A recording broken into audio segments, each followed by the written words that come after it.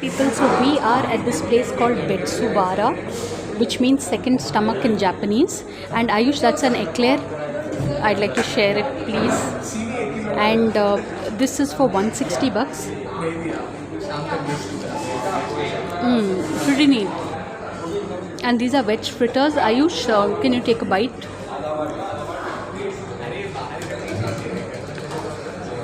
And everything on the table is for like 445 bucks. So yeah, the spicy dip, they make you buy it separately for 10 bucks.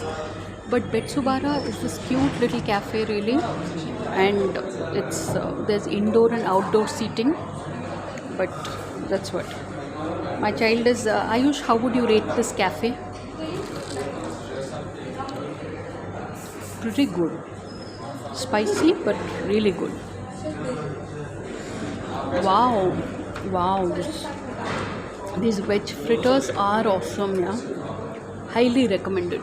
So this is Betsubara, which was Comic Social earlier, and it's a cute place truly.